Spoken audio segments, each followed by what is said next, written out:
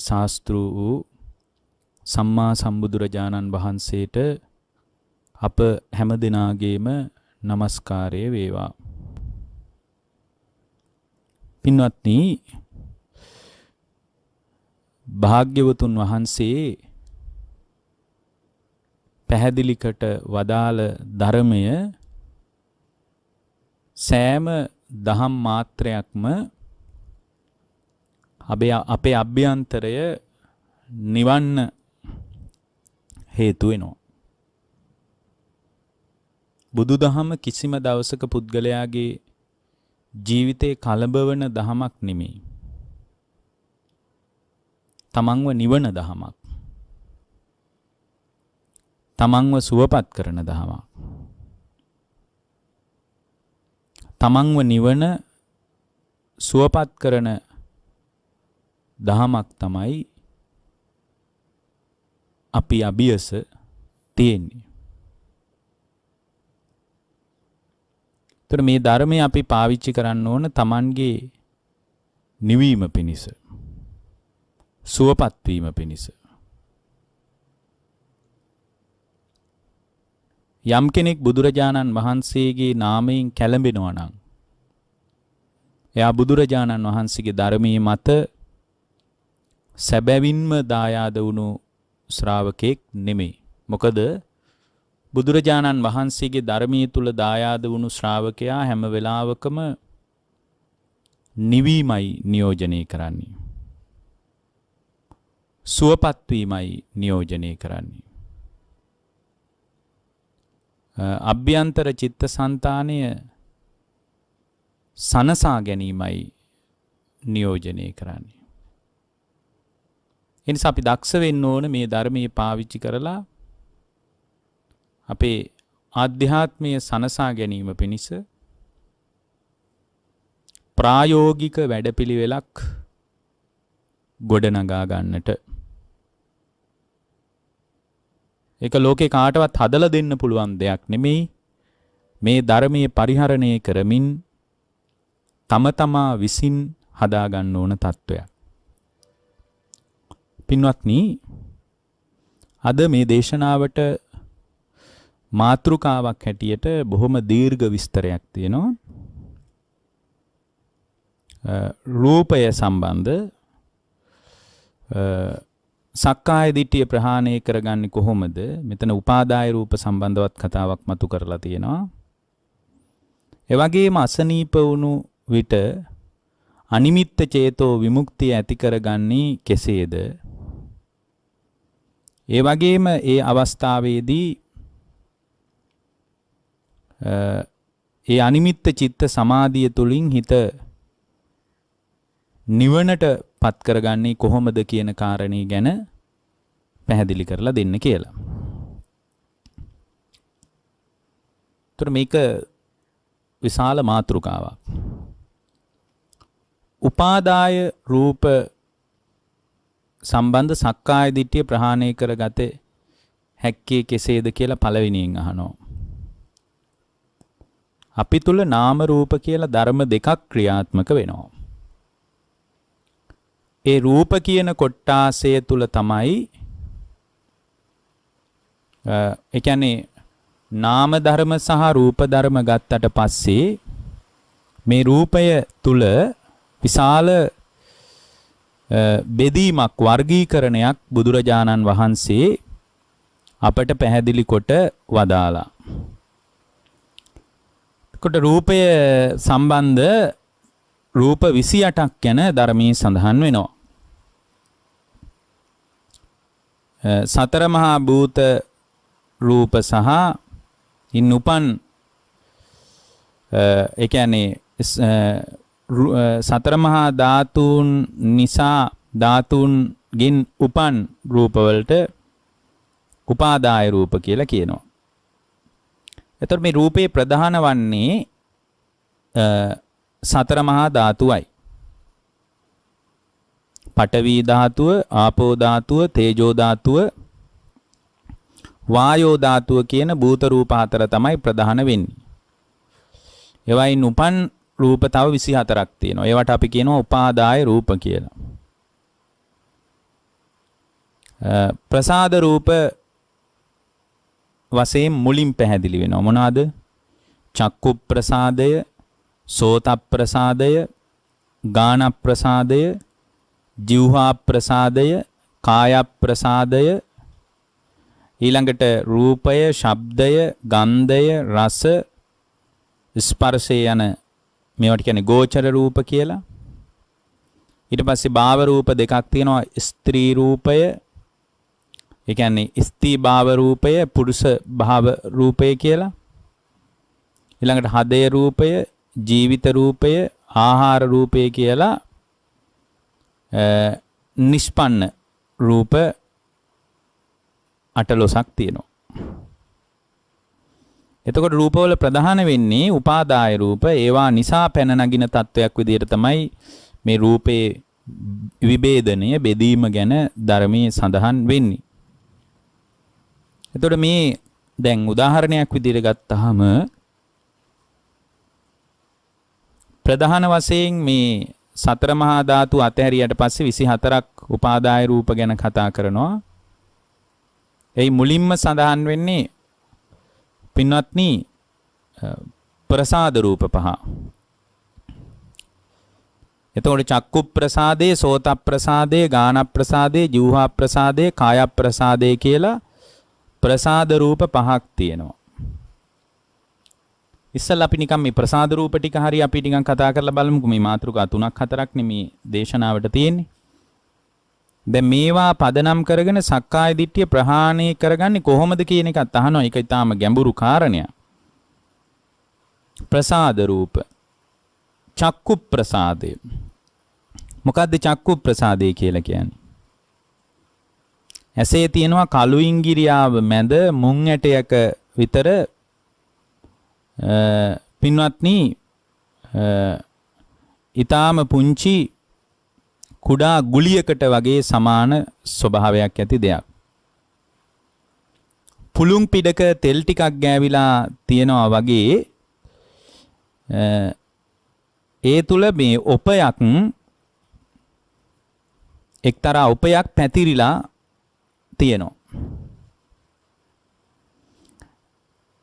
කැඩපතක් ඉදිරියේ තියෙන සියලුම වස්තුන් ඡායාවන් ඒ හැටියටම කැඩපත තුල පහළ වෙනවා වගේ. කැඩපත ඉස්සරහා තියෙන ඔක්කොම රූප කැඩපත ඉදිරියේ පහළ වෙනවා වගේ ඇස ඉදිරියේ තියෙන සියලුම ඡායාවෝ පින්වත්නි ඒ කුඩා ගුලිය ඇති ඔපෙහි පහළ වෙනවා. ඒක හරියට ගිනි කූරක් එකට ඇතිල්ලීමෙන් ගින්නක් හට ගන්නවා වගේ ඒ ඇසේ පහළ වෙන උපය නිසාම තමයි පින්වත්නි ඡායාව දැනගන්නා හිතක් පහළ වෙන්නේ. ස්පර්ශය කියලා කියන්නේ ඕකටයි. ඒකට අපි කියනවා පේනවා කියලා. පේනවා කියලා කියනවා. එතකොට පේනවා කියලා කියන්නේ පින්වත්නි පේනවා කියලා අපි කියන්නේ රූප දකින්ට ආධාර වන ඒ පේන මට්ටමට රූප දකින්ට ආධාර වන චක්කු ප්‍රසාදේ නිසා තමයි මේ පේන මට්ටමට අපේ අභ්‍යන්තරේ පෙනීම පදනම් කරගෙන විශාල ක්‍රියාවලියක් ඇති වෙන්නේ. මේ ප්‍රසාදේ කියන වචනේ තේරුම තමයි උපය කියන එක. දැන් මේ ප්‍රසාද රූප කියනකොට එතකොට උපය කියන එක තමයි ඒකේ තේරුම. එතකොට මෙන්න මේ විදිහට දැන් බටහිර විද්‍යාව දන්න කෙනෙක් මේක වෙනත් විදියකින් අර්ථ දක්ව ගන්න පුළුවන්. මම මේ අඩුම ප්‍රසාද රූප පහවත් පැහැදිලි කරන්න හොඳයි කියලා හිතලා මම මෙතනදී කියන්නේ. හේතුව මේ උපාදාය රූප ගැන වෙනම දේශනාවක් කිරීම අත්‍යවශ්‍යයි කියලා හිතනවා. දැන් සෝත ප්‍රසාදේ කියලා කියන්නේ පින්වත්නි කන ඇතුලේ දුඹුරු පැහැයට හුරු සියුම් ලොම් ඇති මුද්දක් වැනි ස්ථානයක් තියෙනවා. මුද්දක් වගේ එක. බටහිර විද්‍යාව මේක වෙන විදියට කියයි. මොකද ඇහෙන මට්ටමේ ඒගොල්ලන්ට පරිශන කරගන්න බෑනේ. මේ ඇහෙන මට්ටමේ කන ක්‍රියාත්මක වෙන විදිය ධර්මයේ කියන්නේ. එතකොට ශබ්දයේ තියෙන පින්වත්නි ඡායාව ඇතුළු වී පහළ වෙන එක්තරා ඔපයක් තියෙනවා. සෝත ප්‍රසාදේ කියන්නේ තොපේනේ එහෙමනම් ඔපයක් තියෙනවා. ඒ ඔපය කිට්ටුවෙන් පින්වත්නි ශබ්දේ ඡායාව පහළ වෙනවා. ඒ ඔපේ කිට්ටුවෙන්. එතකොට මේ ඡායා ඔපේ තියෙනකොට චක්කු ප්‍රසාදේ වගේම පින්වත්නි ශබ්ද ඡායාව දැනගන්න හිතක් ඒ අනුව පහළ වෙනවා. ඒකට අපි කියනවා ඇහෙනවා කියලා. එතකොට ඇහෙන එක ASCII ඊටාම සියුම් රූපයන්ගේ ක්‍රියාත්මක වීමක් තියෙනවා. ඒකට ඒ ශබ්දයේ දැනගන්න මට්ටමට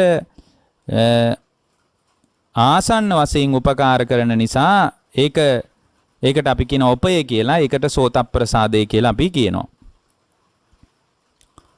ගාන ප්‍රසාදය කියන්නේ මොකද්ද? ගාන ප්‍රසාදය කියන්නේ මේවයින් තමයි අපි බාහිර ලෝකයේ අත්දැකීම් ගන්න. ගාන ප්‍රසාදය කියලා කියන්නේ මේ නහය ඇතුලේ පින්වත්නි එලුකුරයක් වගේ ස්ථානයක් තියෙනවා. එතකොට ඒකට මේ සුවඳ දුගඳ දෙකම කාවැදිලා යෝග්‍ය වෙලා ඒක ඇතුලේ ඔපයක් තියෙනවා. එතකොට මේ සුවඳ සහ දුගඳ ප්‍රවිෂ්ඨ වුණාට පස්සේ ඒවා හැඳින ගන්නා වූ සිතක් එතකොට පහළ වෙනවා. ඒකට අපි කියනවා ආග්‍රහණය කරනවා කියලා. ඒ ගන්ධය දැනගන්නා වූ හිත ඉපදීමට ස්ථානීය වෙච්ච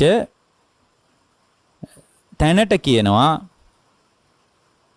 ගාන ප්‍රසාදය කියලා. එහෙනම් මේ ගාන ප්‍රසාදි කියන්නේ මේ නහයටම නෙමෙයි. අපිට තේරෙනවා දැන් මේ කනටම නෙමෙයි සෝත ප්‍රසාදය කියන්නේ. ඇසේ සියලුම දේවල් වලට නෙමෙයි චක්කු ප්‍රසාදය කියන්නේ. දැන් ඔබට පැහැදිලිනේ ඒක. ජීවහා ප්‍රසාදය කියලා මේ දැන් මේ ධර්මයේ තෝරලා තියෙන විදිය සමහර විට අද භාග්‍යවතුන් වහන්සේ මේ බඳු දේශනාවක් කළා නම් ඒක වෙන විදියකට කරයි. නමුත් අපිට උවමනා කරන්නේ භාග්‍යවතුන් වහන්සේගේ වචනයම ඒ තුලින් මතු කරගන්නනේ. ජීවහා ප්‍රසාදය කියලා කියන්නේ පින්වත්නි මේ දිවේ තියෙනවා නෙළුම් මල් පෙත්තක හරියට අග්ගිස්ස තියෙනවා වගේ ස්ථානයක් මේ දිවේ තියෙනවා. මధుර තිත්ත ඇඹුල් ආදී රසයන් කාවැදෙන ඔපයක් ඒ තුල පවතිනවා. මේ රසය කෑමනේ මේ රසය ඇඹුල්ද තිත්තද ලුණු රහද කර රහද පැණි රහද මේ කුමන රසයක් හෝ ස්ථානයට පැමිණුණාට පස්සේ ඒ රස දැනෙන හිතක් ඒ අනුව පහළ වෙනවා. ඒ හිතට ආධාර කරන රසයේ කාවදින දිවේ ඔපයට කියනවා ජීවහා ප්‍රසාදය කියලා. ඊළඟට මොකද්ද මේ කාය ප්‍රසාදය කියලා කියන්නේ? කාය ප්‍රසාදය කියලා කියන්නේ පින්වත්නි ඒ වස්තු වල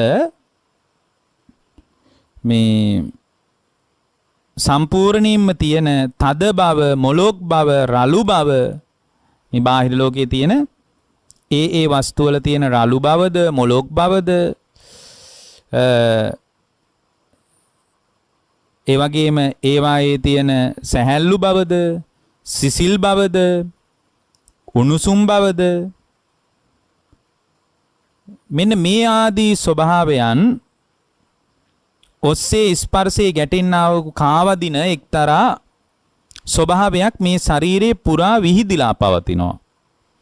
හිසකෙස් ලොම්නිය වියලි සම මෙන්න මේ වගේ ස්ථාන හැර ශරීරයේ සම්පූර්ණයෙන්ම හිසකෙස් වල නම් පැතිරී පවතින්නේ නැහැ, නියපොතු වලත් නැහැ. මෙන්න මේ විදියට පින්වත්නි ශරීරයේ පැතිරී පවතිනවා. එතකොට ඒ ශරීරේ පුරා පැතිරී පවතින ගතියට කියනවා කාය ප්‍රසාදය කියලා. ඒ ස්පර්ශය දැනගන්නා වූ හිත ඉපදීමට උදව් කරන ස්වභාවය නිසා තමයි ඒකට කාය ප්‍රසාදය කියලා කියන්නේ. ඒතර මෙන්න මේ විදියට චක්කු ප්‍රසාද, සෝත ප්‍රසාද, ගාන ප්‍රසාද, જીවහා ප්‍රසාද, කාය ප්‍රසාද ආදී මේ ප්‍රසාද රූප පදනම් කරගෙන පින්වත්නි මේවායේ මේ ඇතිවෙන ක්‍රියාවලිය මෙන්න මේ විදියට විස්තර කර මේ උපාදාය රූපයන් 24 ඇත්ත කතාව පැහැදිලිව දැනගන්න බැරි වුණාට පස්සේ මේවායේ සංයෝග වීමට අපි මම කියලා හිතාගෙන ඉන්නවා. මගේ කියලා හිතාගෙන ඉන්නවා. මේවා සකස් වෙච්ච ස්වභාවයක් තුල තියෙන්නේ. ඊට පස්සේ මේවායේ අත්දකින්න දැනීම් මාත්‍ර, දැකීම් මාත්‍ර, ඇසීම් මාත්‍ර, සිතීම් මාත්‍ර මේ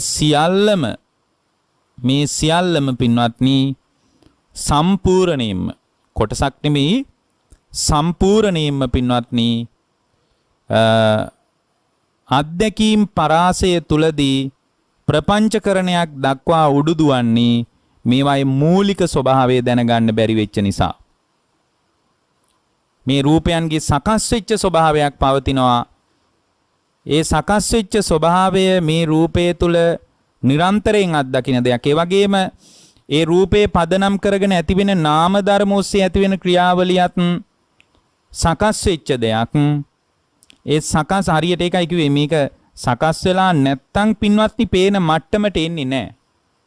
හරියට ගිනි පෙට්ටියක ගිනි කූරක් එකට ඇතිල්ලීමෙන් ගින්නක් හට ගන්නවා වගේ මේ චක්කු ප්‍රසාදයේ තුල වර්ණ සටහන පතිත වීමත් එක්කම ඒක ඝන සංඥාවෙන් අල්ලගත්ත නිසා තමයි මේ සක්කාය දිට්ඨිය කියලා ස්වභාවයක් Tamanගේ හිත තුල උද්ගත වෙන්නේ.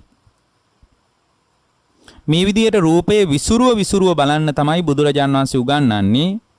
මේ විදියට මේ උපාදාය රූපවල ඇත්ත කතාව විස්තර වශයෙන් දැනගත්තාම මම විඳිනවා, මට දැනෙනවා, මට හිතෙනවා කියලා ග්‍රහණය කරගන්න, අල්ලගන්න ලෝකේ දෙයක් නැතුව යනවා. ඒ නිසා අපි හොඳට ඉගෙන ගන්න ඕන එක දෙයක්. මොකද්ද? මේ ලෝකයේ පින්වත්නි විසුරුව බලනකොට යථාර්ථය පේනවා. දැන් මේ රූපය තුල මම කියලා ස්වභාවයක් පෙනුනට ඇත්තටම රූපය 24කට විසුරුවල බලද්දී උපාදාය රූප වශයෙන් වෙන් කරලා බලද්දී චක්කු ප්‍රසාදයටද මම කියන්නේ, සෝත ප්‍රසාදයටද මම කියන්නේ, ගාන ප්‍රසාදයටද මම කියන්නේ, ජීවහා ප්‍රසාදයටද මම කියන්නේ, කාය ප්‍රසාදයටද මම කියන්නේ කියලා තමන්ටම විමසලා බලනකොට තේරෙනවා මේවායේ සකස් වීම පදනම් කරගෙන අත්දකින්න ලෝකයට මම මුලා වෙලා මේ අත්දකීම් ලෝකයේ තුල මම මුසපත් වෙච්ච නිසා තමයි මා තුල රූපය මම වශයෙන් හරි මා තුල රූපයක් ඇත වශයෙන් හරි රූපයේ තුල රූපේටමයි මම කියන්නේ මා තුලමයි රූපේ තියෙන්නේ කියලා ඊටාම වැරදි විදිහට එයා මේ රූපය අල්ලගන්නේ. හේතුව තමයි එයාට රූපයේ ඇත්ත කතාව තේරුම් ගන්න බැරි වෙච්ච නිසා. රූපයේ ඇත්ත කතාව තේරුම් ගන්න බැරි වෙච්ච නිසා. එතකොට මේ රූපය කියන්නේ මෙන්න මෙබඳු විදිහකට විස්තර කරලා වෙන් කරලා බලනකොට මේ රූපයට තනිව කළ හැකි කිසිවක් නැහැ. එතකොට රූපයට තනිව කළ හැකි කිසිවක් නැහැ. ඒ ඔස්සේ නාම දර අපි මේ දැන් හැම වෙලාවකම අපි මොකද්ද කිව්වේ? දැන් අපි හිතමු ජීවහා ප්‍රසාදය ගැන කියද්දී අපි කිව්වා ඒ අනුව සිතට ආධාර කරන රසයේ කාවදින දිවෙහි ඔපේට තමයි ජීවහා ප්‍රසාදය කියලා කියන්නේ. ඒ අනුව හිත පහළ වෙන්න මේ රූපේ උදව් කරනවා. එතකොට මේ රූපය උදව් කරනවා නාම ධර්ම පහළ වෙන්න. රූපයට තනියෙන් කරගන්න පුළුවන් කිසි දෙයක් නැහැ. මේ රූපයට තනිව හුදේකලාවේ කරගත හැකි කිසි දෙයක් නැහැ. නාම ධර්ම ඔස්සේ ප්‍රපංචකරණයක් දක්වා උඩුදුවන්ට රූපයෙන් උදව්ව හම්බ වෙන රූපේ නිකම්ම හුදේකලා වුණොත් නාම ධර්මයෙන් වෙන් වුණොත් රූපය කෙහෙල් ගහක් කපලා දැම්මා වගේ කඩා වැටෙන්නේ. ඒ නිසා පින්වත්නි එතකොට එබඳු රූපයක් නම් තියෙන්නේ මට සංයෝග වීම නිසා නාම රූප ධර්මයන්ගේ එකතු වීම නිසා අත්දකින්න අත්දැකීම් ලෝකයක් නම් මට තියෙන්නේ. එබඳු අත්දැකීම් ලෝකයක නම් ඔබයි මමයි නතර වෙලා ඉන්නේ. මේ රූපය තුල සක්කාය දිට්ඨිය පනවන එකේ සක්කාය දිට්ඨිය පවරාගෙන ඉන්න එකේ කිසිම තේරුමක් නැහැ. ඒක කිසිම අර්ථයක් නැති දෙයක් කියලා අපි තේරුම් ගැනීම පිණිස මේ රූපේ විසුරුවා බැලිය යුතුයි. විසුරුවා බලනකොට අපට පින්වත්නි රූපේ ආකාර 28ක් රූපේ විභේදනයන් 28ක් හම්බ වෙනවා. ඒ 28 වෙන් වශයෙන් අල්ල ගන්නකොට අපට තේරෙනවා මේවායේ සංයෝග වීම නිසාමයි සකස් වීම නිසාමයි තමාගේ හිත තුල තණ්හාව ඇති වෙන්නේ. මේවා වෙනම තිබ්බොත් ඒ ඔස්සේ හිත පහළ වෙලා නැත්තම් මේ රූපවලට කල යුතු කිසිම දෙයක් නැහැ. කරන්න පුළුවන් හපංකමකුත් නැහැ. කරන්න පුළුවන් හපංකමකුත් නැහැ.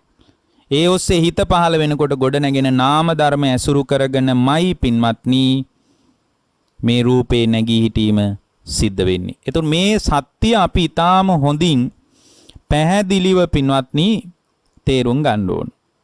දැන් බුදුරජාණන් වහන්සේ දේශනා කරපු ඊටාම ලස්සන දේශනාවක් තියෙනවා. දැන් මෙතන අපිට මතක් කරනවා මේ කාරණේම දැන් මේ තුලම අත්දකින්න ලෝකයේ තුල නිර්වාණ අවබෝධයට කරගන්නේ කොහොමද කියලාත් පැහැදිලි කරලා දෙන්න කියලා. ඇත්තටම පින්වත්නි මේ චක්කු ප්‍රසාද, සෝත ප්‍රසාද, ගාන ප්‍රසාද ආදී වශයෙන් මේ රූපේ විභේදනයන්ගේ උපකාරයේ නාම ධර්ම වලට උදව් කරනවා. හරියට මේ නාම රූප ධර්මයන් එකතු වෙලායි තියෙන්නේ අර එකට හිටවපු දරමිටි දෙකක් වගේ. එකක් වැටුනොත් එකක් වැටෙනවා. නාම රූපයන්ගෙන් තොරව රූපයට පැවැත්මකුත් නැහැ. රූපයෙන් තොරව නයන්ගේ පැවැත්මකුත් නැහැ. එකිනෙකට යැපෙනවා. මේ නාම රූප ධර්මයන් පහළ වෙච්ච තැනක ස්කන්ධ ලෝකයේ උපාදානය වෙනකොට උපාදානය කරගන්නේ නැතුව ඉන්න තැනක තමයි නිබ්බාන කියන ස්වභාවය අපට අත්දැක ගන්න පුළුවන් වෙන්නේ. එතකොට මේ නිබ්බාන කියන ස්වභාවය අත්දකින්න ශ්‍රාවකයෙකුට දැන් ඔකට හරි ලස්සන දේශනාවක් තියෙනවා. සංයුක්ත නිකායේ සලායතන වර්ගයේ කේමා සූත්‍රය කියලා. කේමා භික්ෂුණිය විසින් ඒ කාරණේ පැහැදිලි කරන්නේ. කේමා භික්ෂුණිය පැහැදිලි කරන කාරණේ ඊටාම වැදගත්.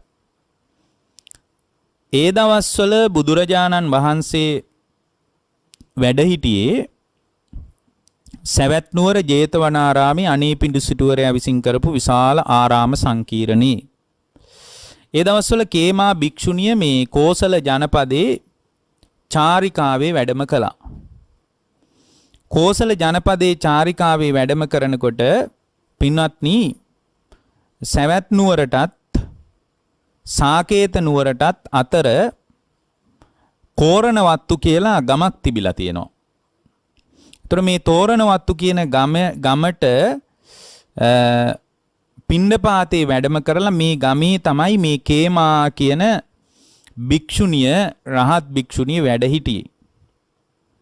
ඉතින් මේ රජ්ජුරුවොත් චාරිකාවේ වඩින ගමන්, ඒ කියන්නේ කොසල් ජනපදයේ චාරිකාවේ වඩිදී මේ සවැත් නුවර සාකේත නුවරටත් කිට්ටු වෙන අතර තෝරණවත්තු කියන මේ ගමට පැමිණිලා මේ රජ්ජුරුවොත් සාකේත නුවරටත් සවැත් නුවරටත් යද්දී මේ නගරෙන් නතර වුණා. නතර වෙලා මේ ඒ ගමේ දා රැය පහන් කරන්න කල්පනා කළා. ඉතින් රජුරන්ට අදාළ රාජකීය විදියට ඒ කටයුතු ලෑස්ති කරලා තියෙන්නේ නැති. මධ්‍යම රාත්‍රියේ එනකොට ටිකක් හවස් වේගෙන එනකොට, ඇත්තට මධ්‍යම රාත්‍රියටත් වඩා හවස් වේගෙන එනකොට රජ්ජුරුවෝ තමන්ගේ ළඟ හිටපු එක්තරා හිතවත් පුරුෂයෙකුට කතා කළා. කතා කරලා කිව්වා මේ පුරුෂය අපි අද කාත් එක්කද මේ දහම් පිළිසඳරකයේ දෙන්නේ.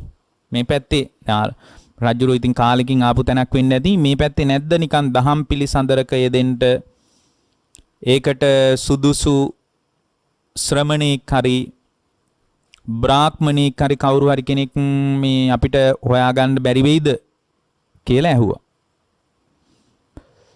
එහෙම අහනකොට මෙයා ටිකක් කල්පනා කරලා බලලා කියනවා, දේවයන් වහන්සේ එහෙම කෙනෙක් නම් ඉන්නවා මෙහි.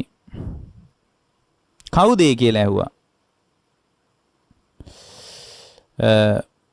මේ ගමේ ඉන්නවා කියලා ආරංචි බුදුරජාණන් වහන්සේගේ ශ්‍රාවිකාවක් වෙච්ච කේමා කියන භික්ෂුණිය. එතකොට මේ කේමා කියන භික්ෂුණිය මේ තෝරණවත්තු ගමේ හිටින බව ආරංචි කොස් ඔබතුමාට පුළුවන් එයා කරා පැමිණිලා එබඳු දහම් කතාවක් දහම් ඇසුරක් පිණිස අවශ්‍ය නම් එබඳු දහම් ඇසුරකට අවශ්‍ය ධර්මමය උපකාරය ඒ භික්ෂුණියගෙන් සලසා ගන්නට පුළුවන්. ඔබතුමා කැමති නම්. ඇය මේ ඊටාම ඥානවන්තයි කියලත් ප්‍රසිද්ධයි. දැන් ඊට පස්සේ මෙයා හොයාගෙන ඉන්න ඇති. මොකද රජුරොත් එක්ක සංවාදයට නම් ඉතින් ඒකට සුදුසු කෙනෙක් ඉන්න එපාය. මෝඩ මිනිස්සෙක් එක බෑනේ. එයා හොයලා බැලුවා බලලා ඇවිල්ලා ආයේ කිව්වා රජතුමනි ඒ භික්ෂුණිය ආර්යාවක් කියලා ඇයගේ කීර්තිය පැතිරිලා යනවා. ඊටා ඥානවන්ත බොහෝම වික්ත කෙනෙක් කියලාත් පැතිරිලා යනවා.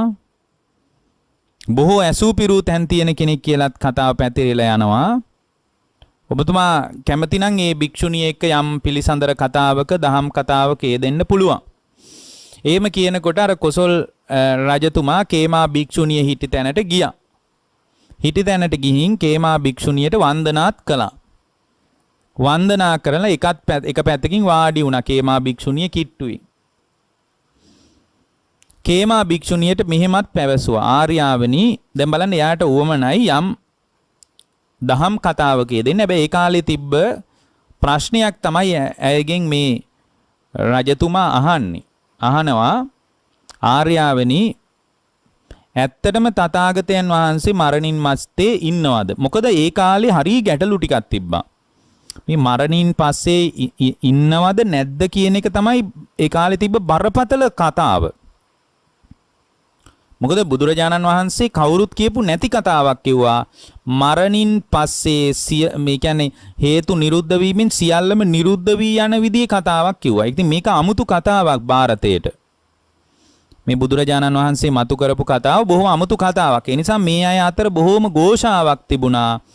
අවබෝධයට පත්වෙච්ච කෙනෙක් මරණින් මතු ඉන්නවද නැද්ද කියලා. මේ වගේ කතාවක් තිබ්බා.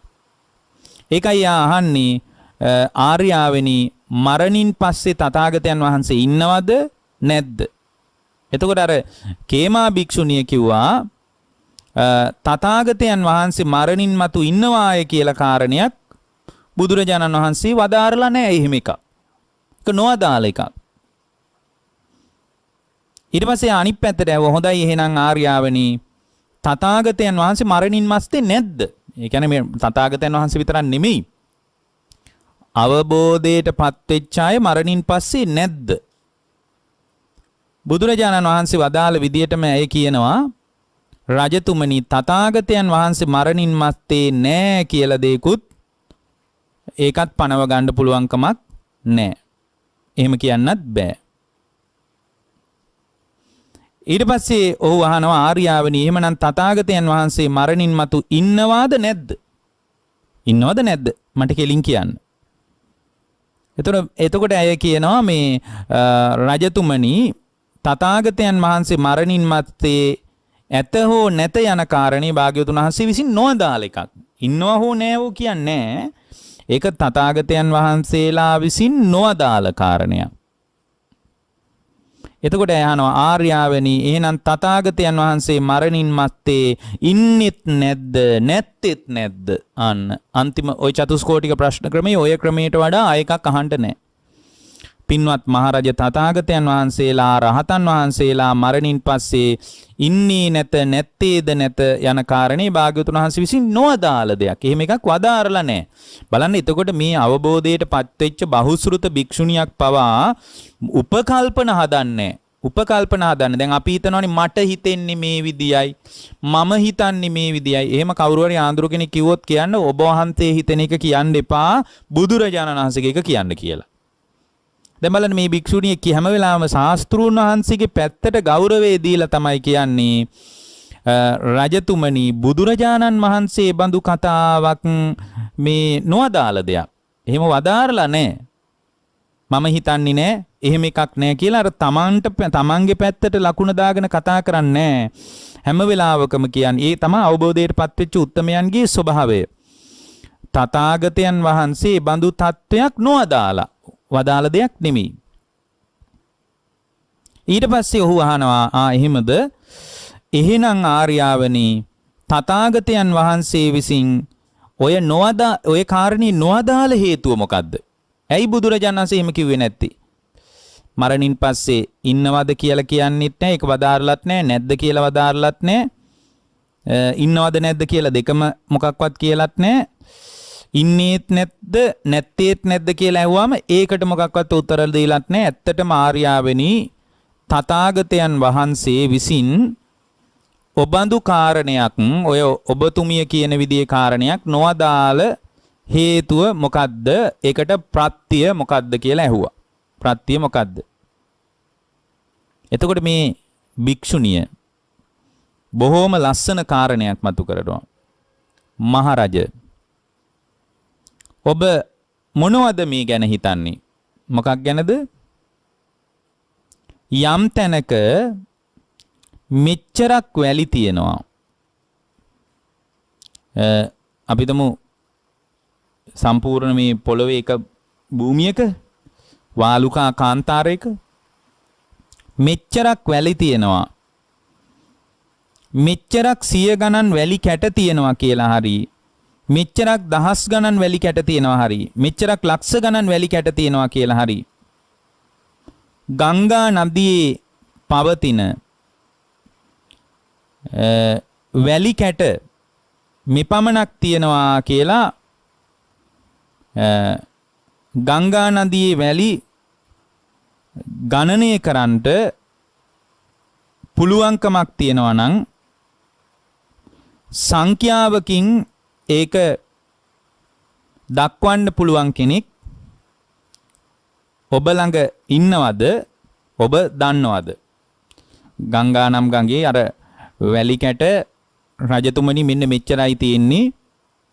මෙන්න මෙච්චර වැලි ප්‍රමාණයක් තියෙනවා. මෙන්න මේ තරම් වැලි ප්‍රමාණයක් තියෙනවා කියලා මේ ගංගා නම් ගඟේ වැලි කැට ප්‍රමාණය දක්වන්න පුළුවන් කෙනෙක් ඔබතුමා ළඟ ඉන්නවද?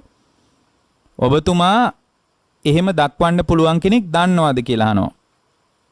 ආර්යාවනි එහෙම කෙනෙක් නම් මම දන්නේ නැහැ. එහෙම කෙනෙක් ගැන මම දන්නේ නැහැ. ඒ වගේම රජතුමනි ඒ ගඟේ වතුර ප්‍රමාණය මෙච්චරයි. වතුර නැලි තියෙනවා මේ තරම් ප්‍රමාණයක්. මෙච්චර 100 ගාණක් වතුර නැලි තියෙනවා. මෙච්චර දහස් ගාණක් තියෙනවා. මෙච්චර ලක්ෂ ගාණක් තියෙනවා කියලා වතුර නැලි වශයෙන් මේ මහා සාගරයේ තියෙන ජල ප්‍රමාණය වතුර නැලි විදියට මේ මහා සාගරේ ගංගා නම් ගඟෙත් නෙමෙයි මහා සාගරේ ජල ප්‍රමාණය ගණනය කරන්න පුළුවන්. ඒ බඳු ගණනය කරලා ගණන් හදලා ඔබතුමාට පැහැදිලි ලෙස මුද්‍රා තබන්නේ මෙන්න මෙච්චරයි තියෙන්නේ කියලා පැහැදිලිව කියන්න පුළුවන් සංඛ්‍යාවක් පෙන්වන්න පුළුවන් කෙනෙක් ඉන්නවද? ඔබ දන්නවද කියලා ඇහුවා.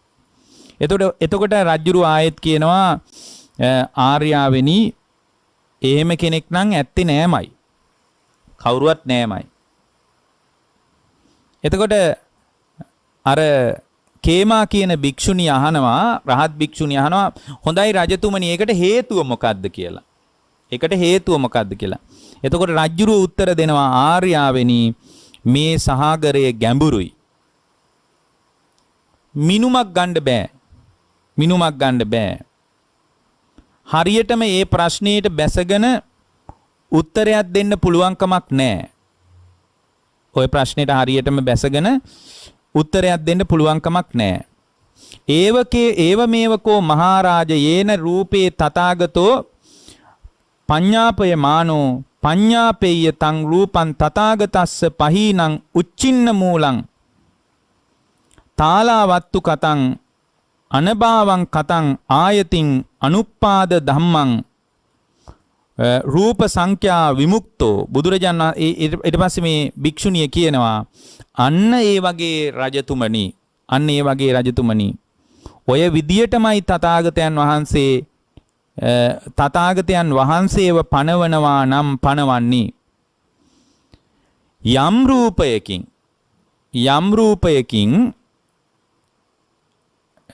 තථාගතයන් වහන්සේ පණවන්නේ යම් රූපයකින් නම් ඒ රූපයේ තථාගතයන් වහන්සේට ප්‍රහීන වෙලයි තියෙන්නේ.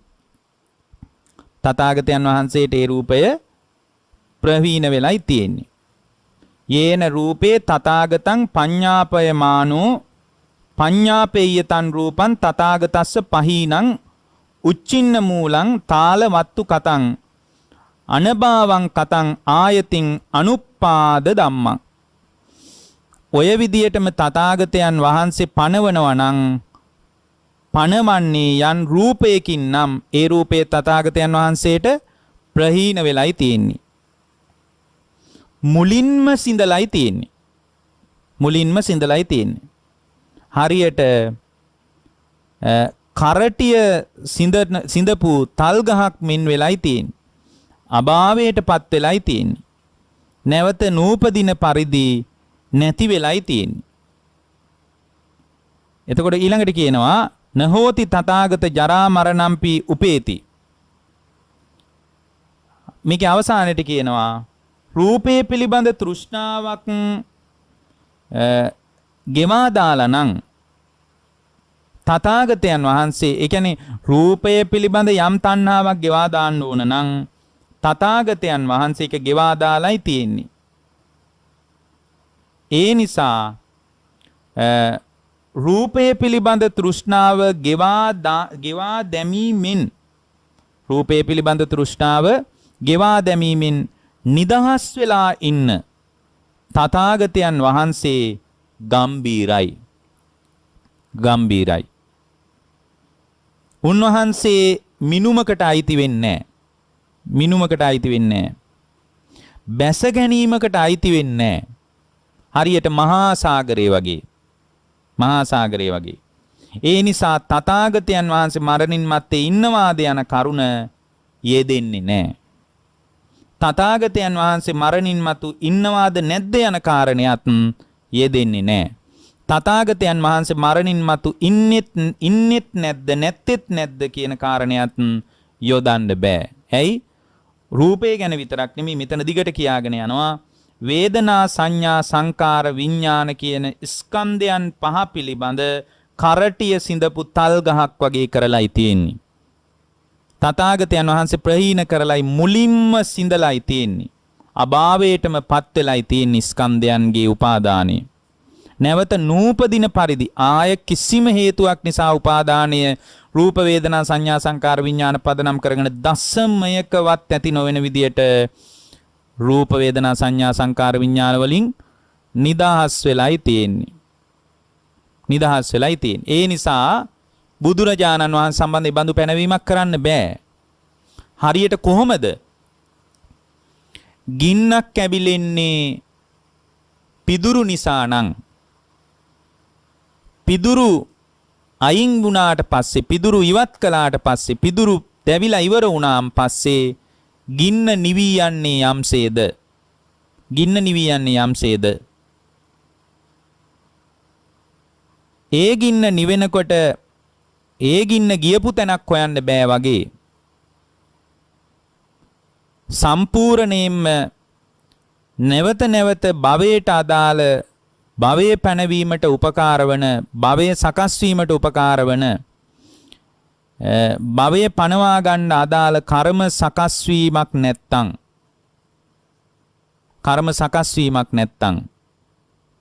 ගින්නක් නිවුනාම ගින්න ගියපු දිශාව හොයන්න බෑ වගේ අවබෝධයටපත් වෙච්ච උතුමා මරණින් මත්තේ ඉන්නවද නැද්ද කියලා එකක් පනව ගන්න බෑ. මෙතන ඒක පැහැදිලි නොවුනත් අපි ඒක තේරුම් ගන්න ඕන. එතකොට එහෙමනම් අපිට මේ භවය කියන එක පැනවෙන්නේ සම්පූර්ණයෙන්ම උපය ධර්මයන් පදනම් කරගෙන උපය උපාදාන අබිනිවේෂ අනුසය ධර්මයන් පදනම් කරගෙන තමයි පින්වත්නි මේ භවය කියලා ස්වභාවයක් අපි තුල පැනවෙන්නේ. උපය උපාදාන අබිනිවේෂ අනුසය ධර්මයන් යම් තැනක නැත්තම් පින්වත්නි එතන භවය කියලා ස්වභාවයක් පැනවෙන්නේ නැහැ. ඔන්න අවබෝධය හදාගන්න කෙනෙකුට පින්වත්නි තමන්ගේ නාම රූප ධර්මයන් මත තමා තුළ මතුවෙන නාම රූප ධර්මයන් මත ස්කන්ධ ධර්මයන් ගොඩ නැගෙනකොට නැවත නැවත කර්ම සකස් කරගන්න ලෝකයට පිවිසෙනවා සාමාන්‍ය කෙනෙක්.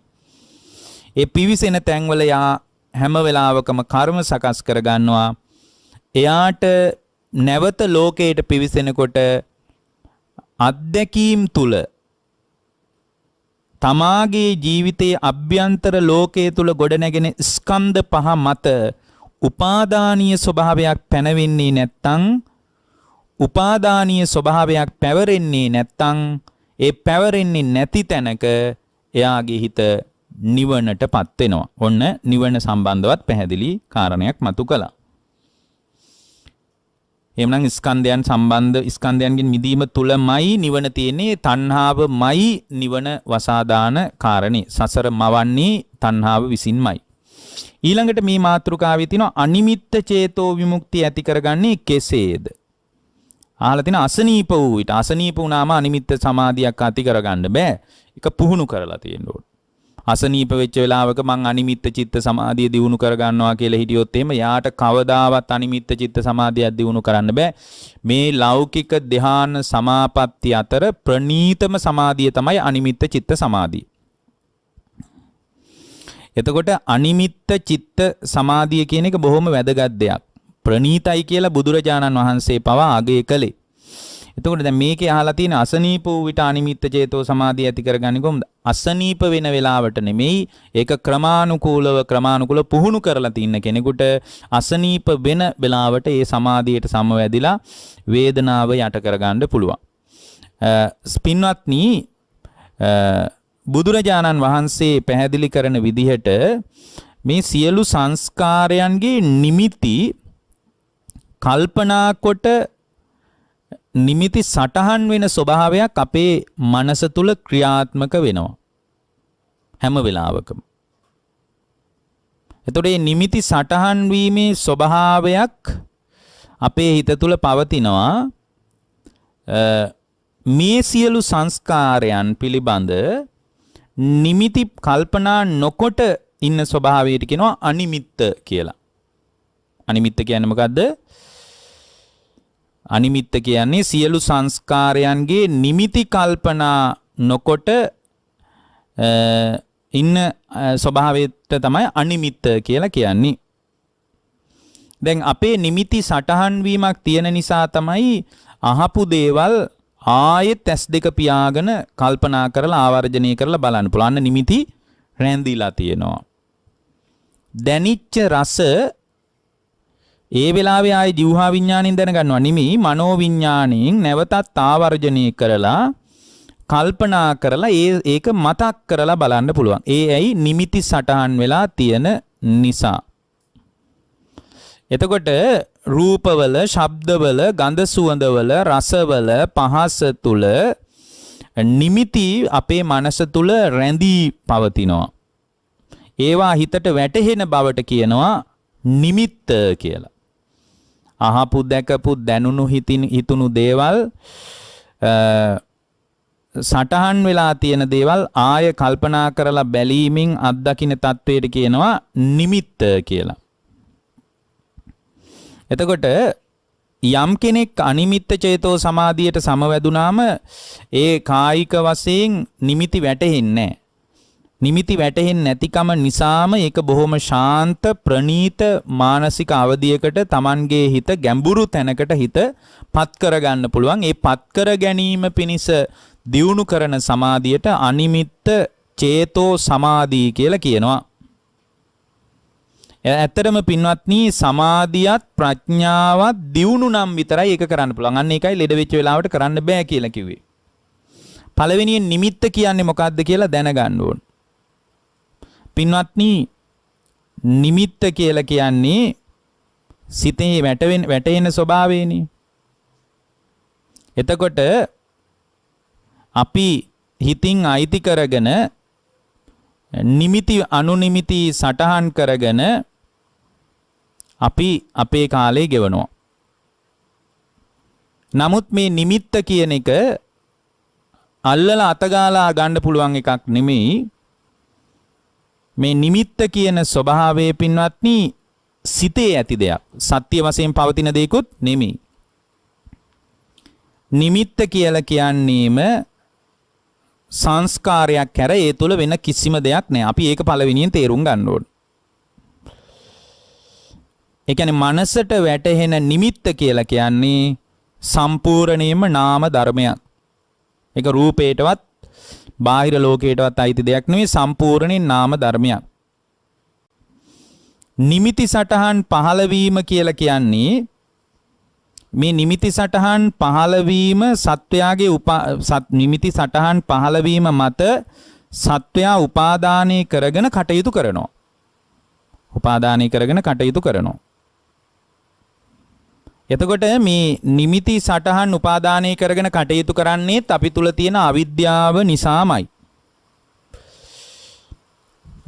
අවිද්‍යාව නිසාම මේ සිතේ ක්‍රියාත්මක වන දේවල් වලට අපේ හිත බැඳිලා හිතේ උපාදානය ඇති කරගෙන ඉන්නකොට තව දුරටත් ඒ නිමිත්තම පදනම් කරගෙන නොයෙක් ආකාරයේ සිතුවිලි ධර්ම Tamanගේ හිත පැත්තට ගලාගෙන එනවා.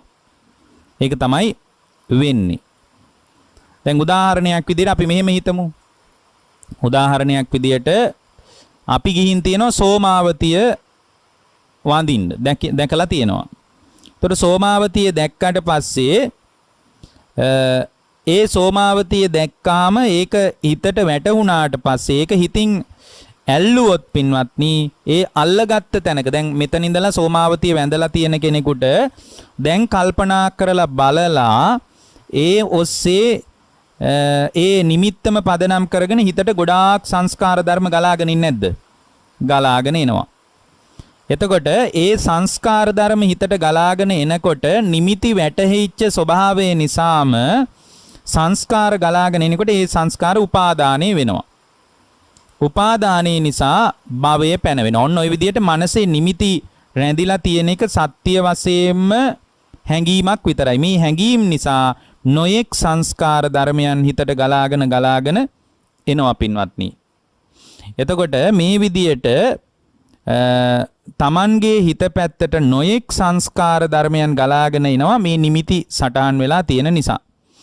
දැන් මෙතන උපාදානය අයින් කරලා දැම්මොත් එහෙම සිතින් අල්ලන්නේ නැතුව ඉන්නවා නම් ඒ කියන්නේ අර උපාදානය අයින් කරලා සිතින් නිමිත්ත අල්ලන්නේ නැතුව ඉන්න එකට කියනවා එහෙම හිත පුහුණු කරන එකට කියනවා අනිමිත්ත චිත්ත සමාධිය කියලා. අනිමිත්ත චිත්ත සමාධිය කියලා. එතකොට සිතුවිලි ගැන අපි ඒ ඇතිවෙච්ච නාම ධර්ම විඳිමින් අපි කාලය ගෙවනවා. ඇත්තටම සිතුවිලි ධර්ම හිතට ගලන එක නිමිති මනසට වැටෙන එකම දුකක්. ඒක දුකක්. ඒක පදනම් කරගෙන සංස්කාර ඒකාන්තේම ගලාගෙන යනවා. සංකාර කියන්නේම දුකක්.